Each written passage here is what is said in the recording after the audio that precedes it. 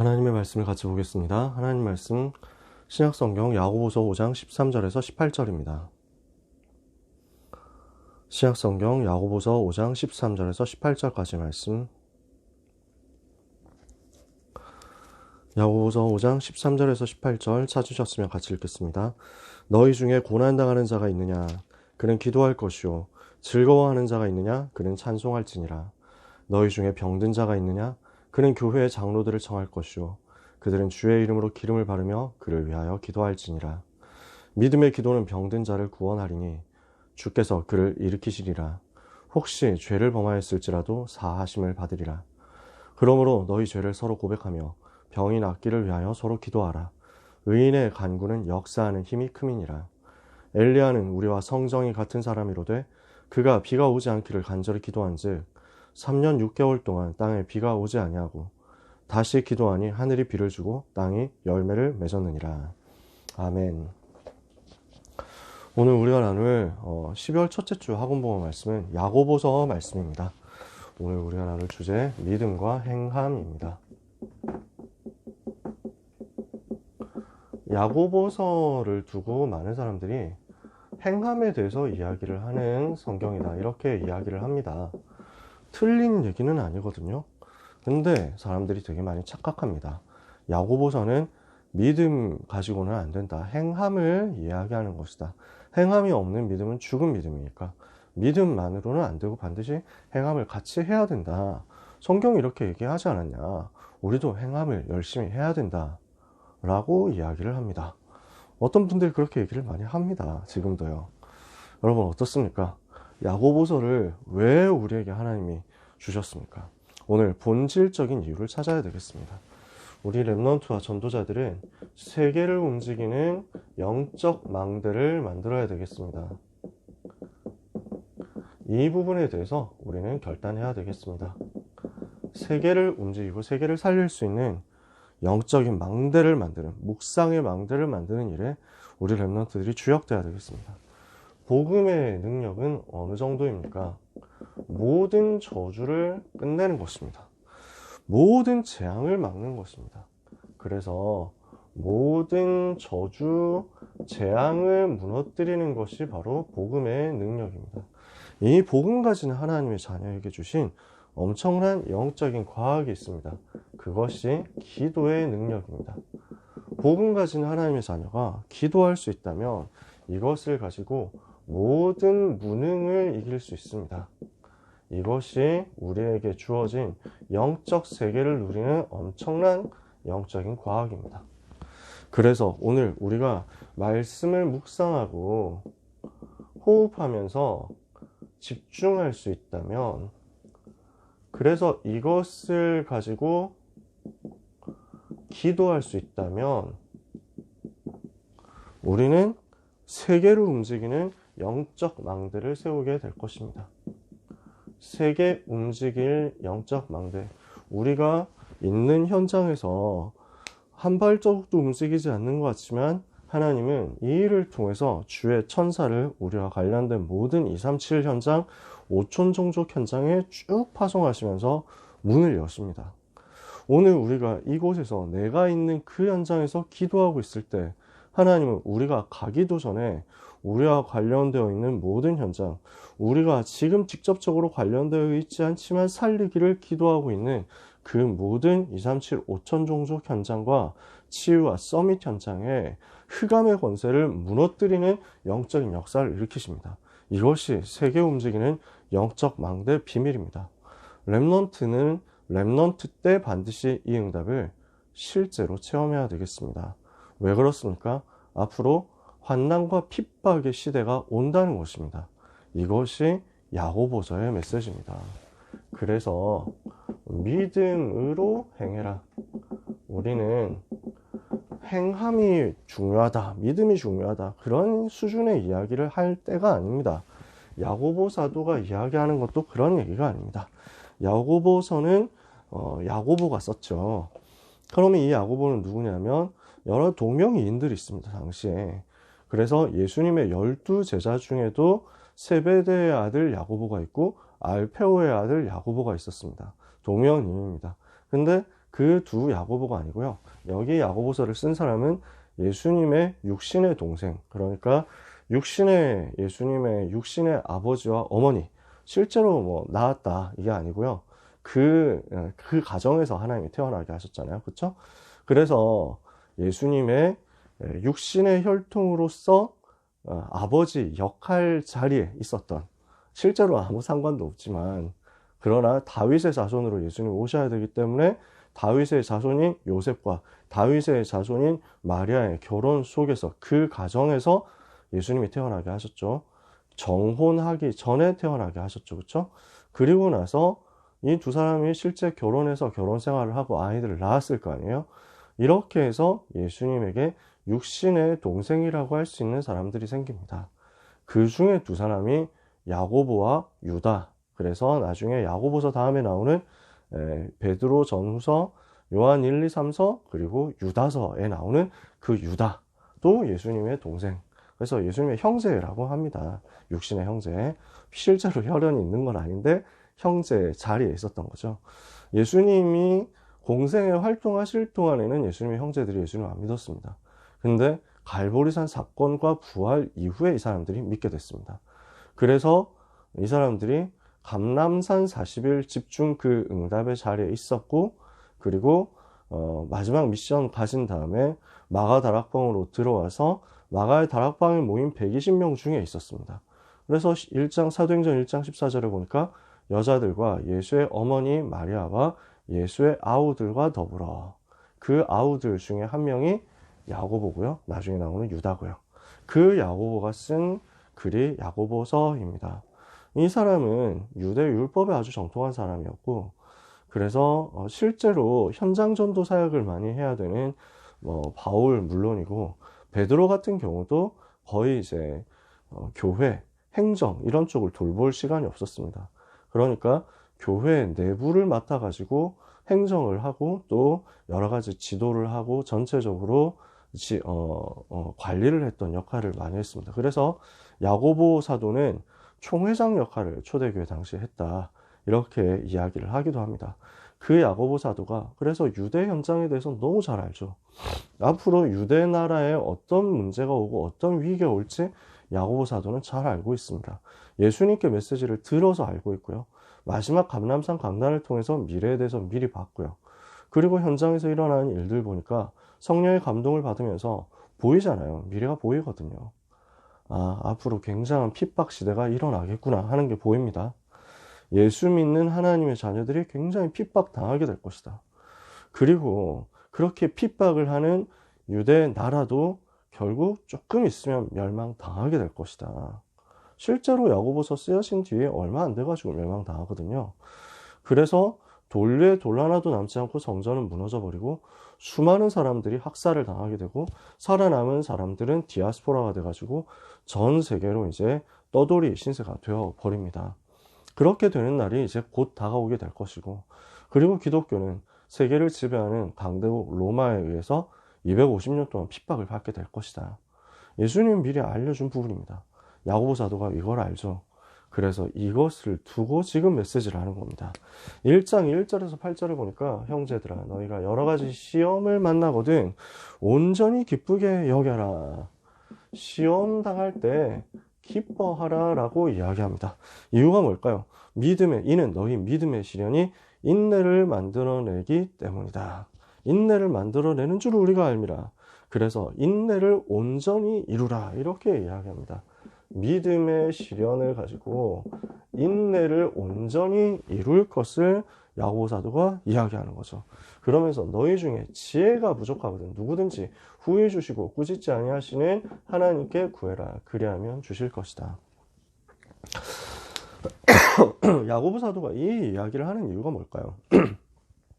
앞으로 예수 믿는다는 이유로 굉장히 어려움 당하고 고난 당하고 환난과 핍박 속에서 모든 불이익을 당하고 심지어는 죽임까지 당하게 될 그 어려운 시대가 왔을 때, 그 시험을 통해서 우리는 온전한 인내를 이룰 수 있고 온전한 믿음의 성취를 누릴 수 있다. 오히려 기뻐해라.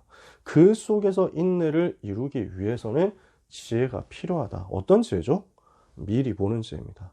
앞으로 시대가 어떻게 흘러갈 것인지 말씀을 가지고 정확하게 현장을 보고 현실을 보고 시대를 보고 미래를 볼 수 있는 지혜를 가지라는 것입니다. 이 지혜를 하나님께 구하라는 것입니다. 오늘 환난 속에서 미리 보낸 응답을 우리 모든 렘넌트와 전도자 여러분들이 받게 되기를 축복합니다. 자, 야고보서 1장 9절에서 11절에요. 낮은 자는 높음을 자랑하고 높은 자는 낮은 것을 자랑해라. 무엇을 자랑하라고 합니까? 반대 것을 자랑하라고 합니다. 무슨 말이죠? 지나가는 것, 이 땅에 있는 것, 그게 중요한 게 아니라는 거예요. 지금 눈에 보이는 것, 이게 중요하지 않다는 거예요. 사람들은 주로 눈에 보이는 것을 자랑하잖아요. 지금 사람들한테 당장 와 있는 것을 두고 자랑하잖아요. 낮은 자는 낮은 것 때문에 시험 들고, 높은 자는 높은 것 때문에 자랑하고, 반대로 하라는 것입니다. 낮은 자는 오히려 높은 비밀을 가지고 복음 누리면서 자랑하고, 높은 자는 자기의 낮아지는 것을 자랑해라. 왜냐? 반대 것을 봐야만 영적인 것을 볼 수 있기 때문이다. 핍박 시대에 왔을 때 그 좋아하는 것들, 사람들이 기뻐하는 것들, 많은 돈이라든지 명예라든지 자리라든지 이런 것들이 거의 의미 없어질 때가 오잖아요. 그걸 왜 계속 붙잡고 있어야 되겠습니까? 이따가 사라질 것 우리가 붙잡을 이유가 없죠. 환경 바뀌면 없어질 거 우리가 그걸 붙잡고 있을 이유가 없습니다. 그걸 자랑할 필요가 없습니다. 하나님이 필요하면 주시는 것이고 필요 없으시면 가져가는 것이기 때문에 우리의 자랑 거기에 있지 않고 하나님이 주셔도 감사하고 하나님이 주시지 않아도 감사하고 우리는 영원한 것을 자랑하고 오히려 반대 것을 자랑할 수 있는 영적인 비밀을 가진 것입니다. 세 번째, 그러면서 야고보 사도는 야고보서 2장에서 집중적으로 믿음과 실천에 대해서 이야기를 하고요. 그리고 말을 조심할 것에 대해서 이야기를 하고 있습니다. 이게 3장의 내용입니다. 그래서 재밌는 말들이 많이 나옵니다. 선생이 되지 마라 라고 이야기를 하거든요. 말 조심하면서 선생 되지 말 것. 우리는 너무 쉽게 선생이 됩니다. 이래야 된다, 저래야 된다, 이랬어야 한다, 저랬어야 된다. 그걸 못했기 때문에 틀린 것이다. 그걸 잘했기 때문에 잘된 것이다. 우리는 너무 이렇게 말을 쉽게 합니다. 근데 그렇게 했는데 그런 일이 나한테 나중에 돌아왔을 때 과연 장담할 수 있겠습니까? 우리는 함부로 말을 할 수가 없습니다. 함부로 다른 사람의 선생이 될 수가 없습니다. 우리가 다 연약하고 우리가 다 실수가 많기 때문입니다. 우리는 실수가 많기 때문에 우리는 실수할 수 있는 연약한 사람이기 때문에 다른 사람을 보고 함부로 비난하거나 정죄하거나 비판하거나 판단하거나 함부로 깎아내리는 말 할 수 없습니다. 그 말은 언젠가 부메랑으로 나에게 다시 돌아올 수 있기 때문에. 그래서 야고보 사도는 입에 재갈을 물려라 이렇게까지 얘기합니다. 혀는 배에 있는 키와 같아서, 배의 키 아십니까? 그래서 방향을 바꾸는 거거든요. 배 끄트머리 달려있는 아주 작은 부분입니다. 근데 이 키가, 이 작은 것이 배의 방향을 완전히 이제 이리로 갔다 저리로 갔다 하도록 만듭니다. 혀도 마찬가지로 아주 작은 것이지만 그 사람 전체 방향을 바꿔버리거든요. 그러면서 혀는 불같이 위험하다 이렇게 이야기를 해요. 우리는 이 위험한 것을 함부로 하지 않고 하나님 앞에서 겸손할 이유가 있다는 것입니다. 우리는 확실히 우리가 잘할 수 있다. 확실히 우리가 괜찮다. 우리는 끝까지 이렇게 실수하지 않을 것이다. 말할 수 있는 사람이 아닙니다. 우리는 그럴 자격이 없습니다. 우리는 하나님의 은혜로 살 뿐입니다. 우리는 실수가 많은 존재고 지금까지도 실수가 많았고 지금도 실수하고 있고 앞으로도 실수할 가능성이 너무 많은 연약한 존재이기 때문에 말을 조심하고 혀를 금하고 그리고 하나님이 주시는 은혜 받기 위해서 하나님께 집중적으로 나아가는 응답 받아야 되겠습니다. 그래서 야고보 사도는 중요한 이야기를 5장에서 하고 있습니다. 고난당하는 자는 어떻게 해야 되겠느냐? 즐거워하는 자는 어떻게 해야 되겠냐? 또 병든 자는 어떻게 해야 되겠냐? 이렇게 이야기를 하죠. 오늘 우리가 읽은 본문 아닙니까? 너희 중에 고난당하는 자가 있느냐? 그는 기도할 것이요. 즐거워하는 자 있느냐? 그는 찬송할 것이요. 병든 자 있느냐? 장로들을 청해서 기름을 바르고 기도할 것이니라. 이렇게 야고보 사도가 이야기합니다. 그러면서 믿음의 기도는 병든 자를 구원하게 될 것이다. 그래서 우리는 믿음의 기도를 가지고 현장에 있는 어려움 당하는 많은 사람을 위해서 기도해야 되겠습니다. 주께서 그를 일으키실 것이다. 야고보 사도는 확신 가지고 이렇게 이야기를 하고 있죠. 그러면서 야고보서 5장 16절에 죄를 서로 고백하며 병 낫기를 간구해라 그랬습니다. 고백하고 치유를 두고 간구해라. 그러면서 중요한 얘기를 하죠. 의인의 간구는 역사하는 힘이 많으니라. 오늘 이 말씀이 우리의 소망입니다. 어려움 당하는 많은 현장, 특히 병든 사람을 위해서 우리는 기도해야 되겠습니다. 의인의 간구, 복음 가진 하나님의 자녀의 간구. 우리가 의롭지 않지만 그리스도께서 의로우신데 그 그리스도를 영접함으로 그리스도의 의가 우리에게 덮어 씌워졌습니다. 그래서 그리스도로 말미암아 의롭게 되었습니다. 그 의인의 간구에는 역사하는 힘이 많습니다. 오늘 우리는 이것을 누려야 되겠습니다. 야고보 사도는 지금 무엇을 염두에 두고 이야기를 하고 있다고 제가 계속 얘기하죠? 앞으로 시험, 환난, 핍박 올 거거든요. 그 시대 앞에서 우리가 말로만 믿음 자랑하고 말로만 우리가 괜찮다, 잘한다, 어쩐다 평가하고 판단하고 해서는 절대로 이 시대를 이길 수 없다는 겁니다. 시련이 왔을 때, 시험이 왔을 때 말로만 믿음이 있는 사람은 살아남을 수가 없습니다. 그래서 야고보 사도는 행함을 굉장히 이야기하는 것 같고 말도 조심하라고 하는 것 같고 이렇게 해라 저렇게 해라 이야기하는 것 같은데요. 사실은 진짜 믿음 가지라는 것입니다. 죽은 믿음 말고 살아있는 믿음 가져라. 그래서 이 시험 이기는 살아있는 믿음 가져라. 어느 정도 믿음 가져야 되느냐? 기도의 비밀이 실제로 이 현장에서도 체험될 만큼 살아있는 믿음 가지라는 것입니다. 기도의 비밀을 가지고 기도의 실제 능력 체험에서 의인의 간구가 역사하는 힘이 많다는 것을 체험해라. 이것을 가지고 있을 때 결국 모든 것을 이길 수 있다. 이게 야고보 사도의 메시지예요. 그래서 이것을 두고 엘리야의 증거를 야고보 사도는 예로 들어서 제시하고 있습니다. 엘리야는 어떤 사람입니까? 우리와 성정이 같은 사람이라고 했습니다. 우리하고 비슷하다 이거죠. 우리처럼 똑같이 연약하다는 거예요. 우리처럼 화도 내고 우리처럼 좋았다가 나빴다가 이러기도 하고 우리처럼 짜증도 내고 우리처럼 부족한 게 많은 사람, 우리와 성정이 같은 사람, 우리하고 성질 비슷한 사람, 이런 사람입니다. 그런데 엘리야는 어땠습니까? 기도를 가지고 3년 6개월 동안 비가 오지 않게도 하고, 우상시대였잖아요. 엘리야가 살아가던 시대가요. 그러니까 아합 왕과 이세벨 왕위 통해 가지고 바알 아세라 섬기는 운동이 온 이스라엘 덮어버렸고, 그러니까 모든 사람들이 다 하나님 떠나고 우상 숭배하면서 하나님의 선지자를 핍박할 그때였어요.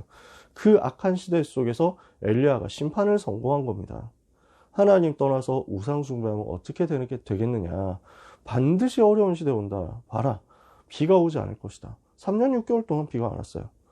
그랬다가 갈멜산 대결에서 여호와의 이름이 확실히 증거가 되고 바알과 아세라 섬기는 선지자 850명이 엘리야 한 명 앞에 무릎 꿇고 무너지고, 그리고 온 이스라엘이 여호와가 하나님이시구나 하고 알게 된 이후에 엘리야가 다시 기도합니다.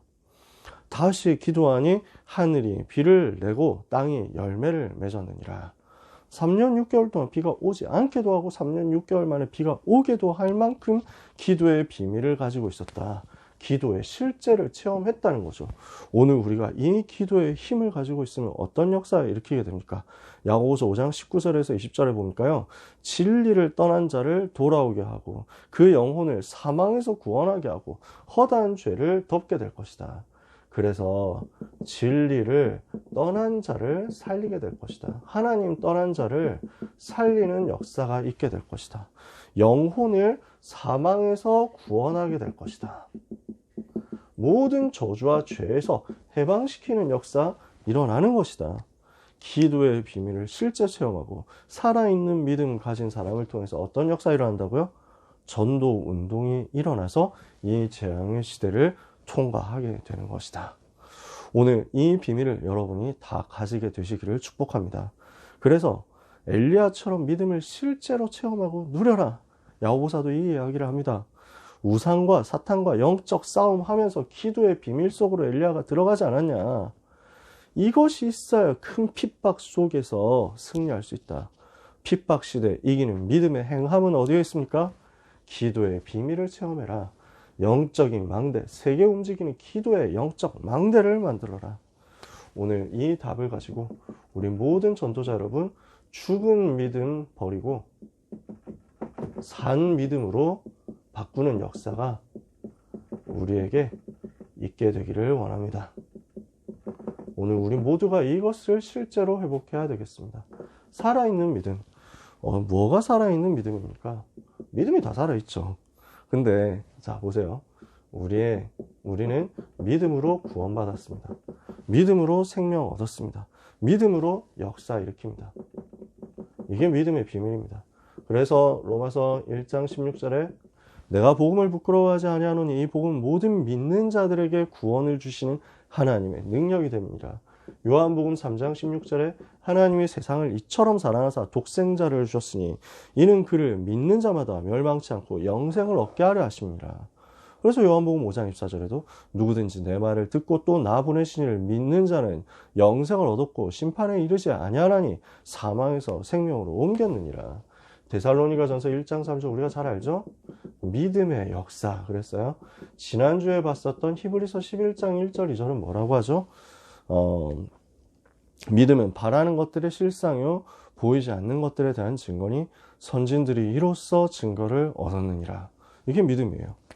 근데 이렇게 믿으면 구원의 역사 일어나고 이렇게 믿음이면 능력의 역사 나타나는데 왜 역사 안 일어나느냐? 믿는다고 하는데 왜 역사 안 일어나고 믿는다고 하는데 왜 전혀 변화가 없느냐? 진짜 믿음이겠냐? 라는 거예요. 야고보 사도는 환난, 시험, 핍박 시대 앞에서 너의 믿음이 과연 진짜 믿음이냐? 시험해봐라 라고 하는 거예요. 그러니까 뭐 믿음도 종류가 있고 따로 있고 뭐 엄청 순도가 높아야 되고 진해야 되고 이런 얘기를 하는 게 아닙니다. 안 믿으면서 믿는다라고 거짓말할 수도 있잖아요. 진짜 믿음이 아닌 가짜 믿음은 결국 드러나게 되어 있습니다. 그래서 갈라디아 6장에는 스스로 속이지 마라. 하나님은 속지 않는 분이시다 그랬고요. 야고보서 2장 9절에는요. 야고보서도 이렇게 얘기합니다. 너희가 하나님을 믿는다고 하냐? 잘했다. 귀신들도 믿는다. 그 정도 믿음. 하나님이 살아계신 줄을 알고 믿느냐. 그 정도 그냥 믿는다 하는 것은 귀신들도 믿고 두려워 떤다. 그냥 믿음 가지고는 아니라는 거예요. 말로만 하는 그 가짜 믿음 가지고는 안 된다는 거예요. 실제 세계 움직이는 기도의 비밀을 가진 영적인 망대 쌓는 그 믿음이어야 환난 핍박 시대 이긴다. 안 그러면 하나님도 그 수준 알고 사탄도 그 수준 알고 결국 세상도 그 수준 다 알고 다 표신하게 될 건데 그때 아무도 속일 수 없게 다 드러나게 될 건데 어떻게 하겠습니까? 그래서 고난과 환난과 핍박이 와도 그 모든 시험과 시련이 와도 무너지지 않는 참된 믿음 가져야 되겠습니다. 이것이 진짜입니다. 진짜 믿음은 어떤 어려움 와도 무너지지 않는 겁니다. 그러면 이 믿음의 특징이 뭡니까? 진짜 믿는다면 이것은 자꾸 행함으로 연결될 겁니다. 즉 자꾸 미션이 보일 거예요. 메시지가 떨어진다. 그러면 그 속에서 자꾸 미션이 보인다니까요. 말씀이 붙잡아진다라면 그 말씀의 성취의 방향으로 내가 자꾸 가게 된다니까요. 성취될 미션을 붙잡고 실제 기도하는 참된 믿음 붙잡아라. 죽은 믿음 아닌 살아있는 믿음 붙잡아라. 이 믿음은 어떤 믿음입니까? 흑암을 꺾는 믿음입니다. 이 믿음을 오늘 우리는 붙잡아야 되겠습니다. 야고보 사도가 왜 그렇게 강하게 이야기를 할까요? 살아있는 믿음이 왜 필요하냐? 야고보서 2장 26절에서 행함이 없는 믿음은 죽은 것이다. 이렇게까지 세게 얘기하는 믿음은 이유는 뭡니까? 진짜 믿음이라면 반드시 기도로 연결되게 되어 있다. 그러면 여기에는 역사하는 힘이 많다고 되지 않았냐? 진짜 믿음이라면 구원의 역사, 사망에서 사람들을 해방시키고 살리는 전도 운동의 역사 일어나게 되어 있다. 이게 지금 안 되고 있는데 과연 그 정도 가지고 말로만 하고 그냥 입으로만 하고 사람들 보이는 앞에서만 하는 그 정도 수준의 믿음 가지고 어떻게 환난 시대, 핍박 시대 이기겠냐. 변절 안 되면 다행이다. 변질되어 가지고 다 떠나가는 수준 되어버리면 되겠느냐 라는 거예요. 왜 이렇게까지 강하게 얘기를 하냐면 알고 있거든요. 야고보 사도는 영적인 세계를 압니다. 마귀가 활동하고 있다는 거예요.